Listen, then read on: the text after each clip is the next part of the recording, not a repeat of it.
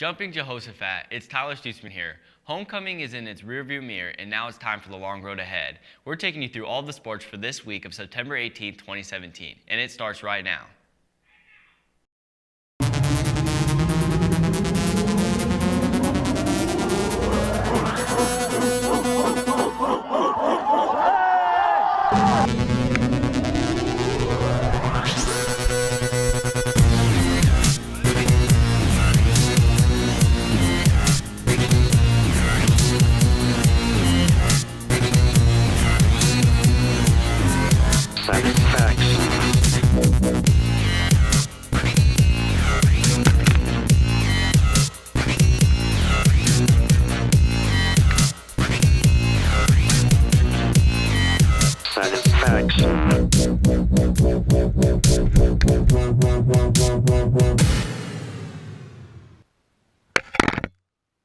We'll kick things off with our football team. The Herd Stampede continues with a Week 3 blowout of 46-0 win over Wichita South.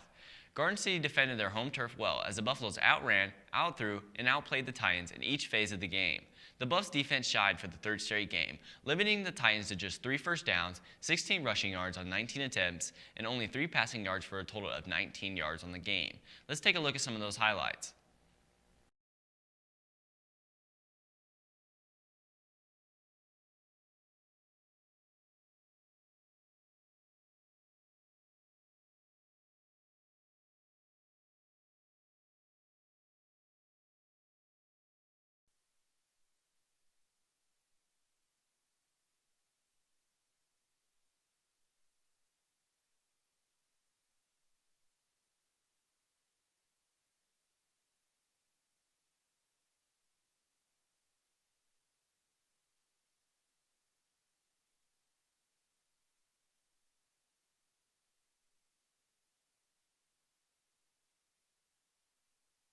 The Garden City offense shined without 3 senior receivers who were absent due to injuries. Quarterback Garrett Dahl connected with junior wideout Ty Davis 5 times for 91 yards on the night. Davis switched from defense to offense after regularly starting at free safety to step in for the injured Andrew Kreitzer.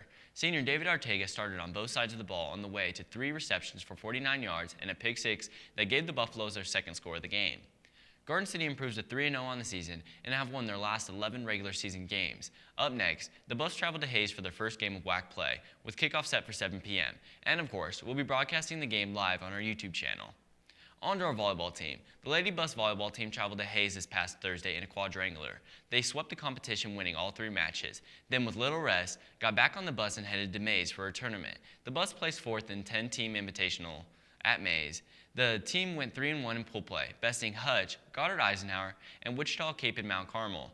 They then lost their next 2 matches against Blue Valley West and then host Maize. The record is now 13-6 as they make the trip to Topeka Seaman this Saturday.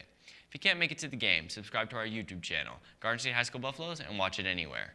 After winning their tournament last week, the girls' golf team had to take a break this week. They'll next hit the links this Thursday as they head to Liberal. They'll tee off at 3 o'clock p.m. Let's take a break and we'll be right back after this. Want to earn cool prizes just for going to school events? Then download the new GCHS app, The Herd. Get the app and create a custom profile. All you have to do is go to events and check in. Things like golf tournaments and out-of-town games are worth more points. Turn on post notifications to be notified if event times or locations change. Check on the leaderboards to see what place you're in. Top placers will be put in a raffle to earn prizes like hour-long lunches. Turn in points to win prizes like t-shirts and other Buff gear. So what are you waiting for? Download the app now.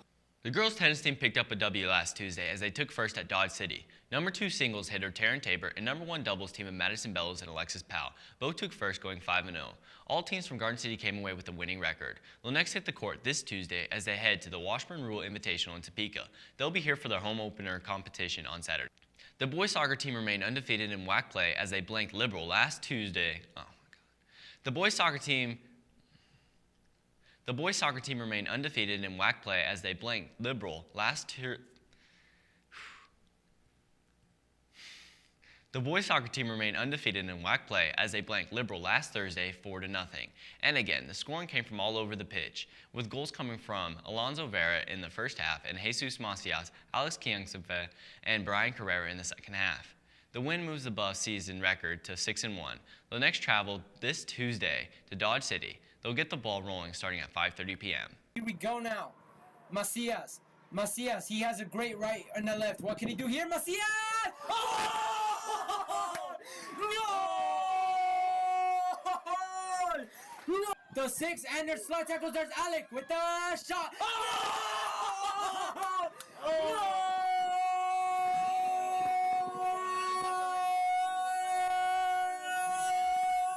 The same pitch right now. Well, isn't that lovely? Their mother must be so proud of them. And no! No!